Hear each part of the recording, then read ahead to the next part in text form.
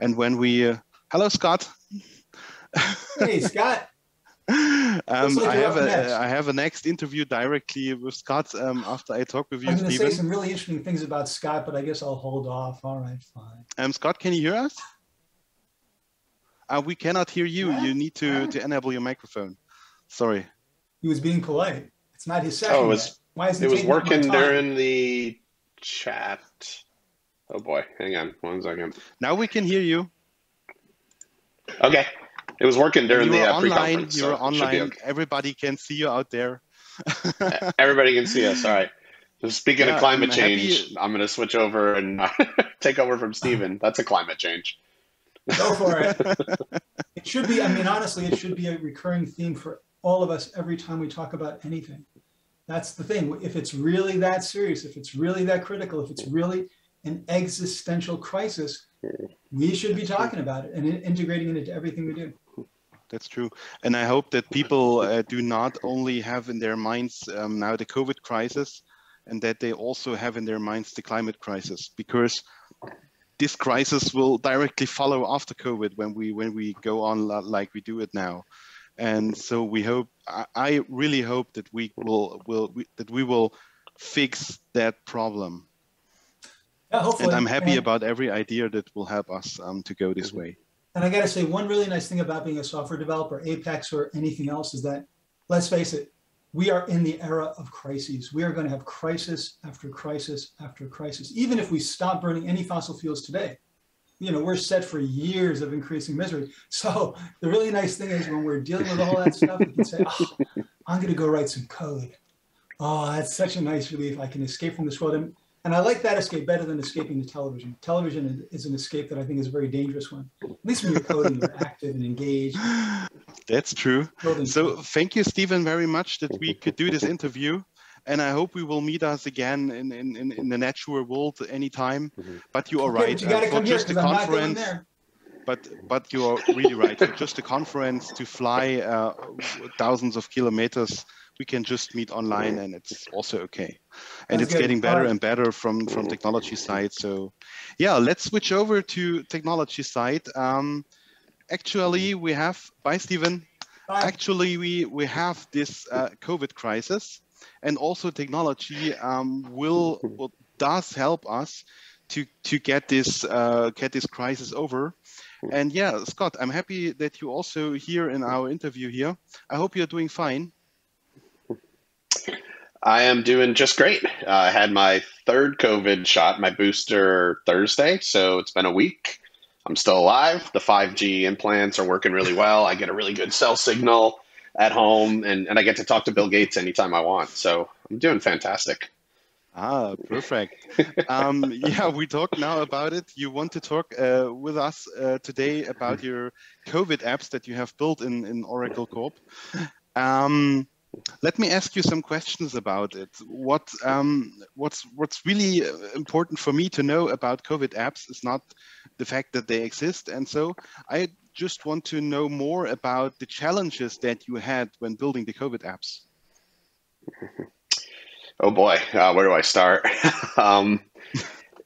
Basically, the challenges were wide, right? And I think probably the biggest challenge that I think the team as a whole faced was, how do we, what do we do, right? Like working with the government and working with different counties and stuff, there was a lot of confusion about what was in place, what wasn't in place, and how do we get everything to work, right? So from a big picture point of view, here in the United States, immunization records are done at the state level. So if I'm immunized in Virginia, Texas has no idea, right? I have to literally take a printed copy of those immunization records from Virginia, mail them to Texas, and then Texas could update my data so that they would know. For instance, when we moved here, that's how my kids' immunization records were transferred. We had to request them. They sent us an envelope, and we brought the envelope to school. And eventually, maybe they keyed that into a system somewhere. So the problem, one of the big problems with these systems were, how do we know who has the vaccine at a federal level when we can't even really rely on any specific state to have accurate data. And then working with each state was like working with 50 different companies, right? Some companies, really modern, you say RESTful web service, they understand what you mean. Other companies or states, you say RESTful web service, and they're like, why are we going to rest? We just started, right? Like they had no idea what we were talking about. So that was kind of the biggest problem, is like, where do we start? And how do we corral all these different systems and all these different technologies into one central database? Thank you. I know that you are used Apex for the COVID apps. What was the reason to use Apex? What was the good parts of it? It's a classic example of we need something now, right? Like not tomorrow, not next week. We need to see progress today. And I'll tell the story as best as it's been told to me, because I wasn't at Oracle at the time, but there was a Zoom call that was started, and it had Joel and Mike and Larry Ellison and Safra Katz, right? Everybody on the upper echelon of Oracle was on this call. And it had to do with a request that came from the United States government about building an app quickly to track therapeutics being used for COVID. And I remember Shakib got pinged, he said right around 9:30 from Joel saying, join this Zoom.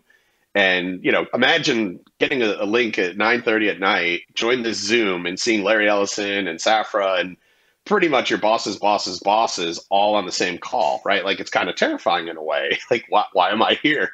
This is a really, really expensive way to fire me. But they jumped right in, and, the story goes, they just started building the app, right? It wasn't like, let's talk about it and let's whiteboard it.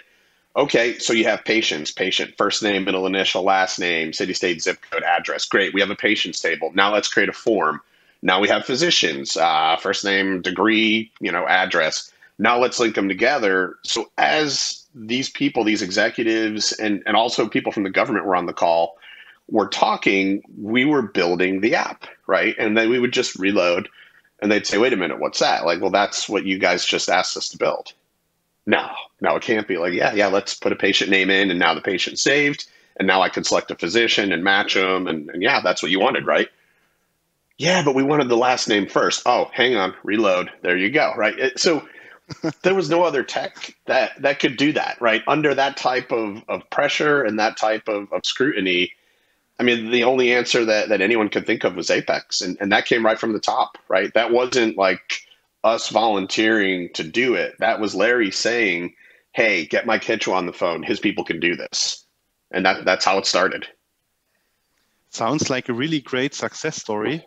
And sounds that you are not only fast with Apex when using it in a demo session, you are also fast with it when using it in such practical problems.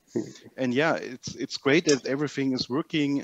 We had a pre-talk before this interview, and you told me also that there are many problems with security parts and privacy policies that you have to care about, but you could all solve it with Apex and the way how you do that.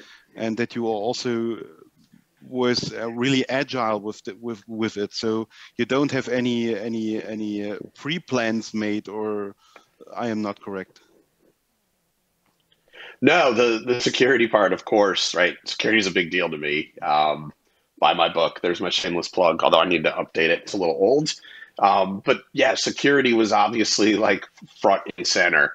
How are we going to start collecting, U.S. citizens' data and also keep it secure? And that's where, the Oracle database and all the different OCI services come in, where it's pretty easy to build a secure Apex app if you have your security layers underneath it all, right? So as records come in, everything in OCI is encrypted. So check, we don't have to worry about that. As we grant access to users, right, we had, and I'm not going to get into the specifics of what's deployed, but there are multiple layers of authentication mechanisms deployed. One of the things that we did have to build was two-factor authentication into Apex. So before you even access any of our systems as an administrator, you have to also provide that second factor that we use the Authenticator app for. As a developer, there's even more layers to get in, right? Like, and again, I'm not going to go into the specifics, but it's not just one. There are multiple things we need to do to get in. And that access is obviously, closely scrutinized. every time I go into those systems, I'll get a Slack from the security team saying, "Is that you? Because we think it's you. Prove that it's you." Right. So some of things that we deployed to make all this data secure. And again, this is where, the Apex side was great, and it enabled us to move really, really quickly on the application development. But the OCI side came in extraordinarily handy. Like, where are we going to put all these files? We're going to put them in object storage. Is that secure? Of course it is, right? And how is it secure? Well, OCI is more of a security first cloud infrastructure. So you have to make it insecure. When you turn it on and start using it, it already is locked down. It already is encrypted. So you got to go out of your way to expose it. So that enabled us to just move really, really fast. And obviously we had help, right? The Apex team, the core team that built the apps, didn't really worry about the OCI infrastructure and the layers in front. We had OCI teams helping us do that. We just focused on the task at hand and just worked as one big team. Okay, sounds really great. We are running out of time because we only have 10 minutes. But thank you very much, Scott, that you joined us here on DOAG conference in this interview. And yeah, you have also a presentation today.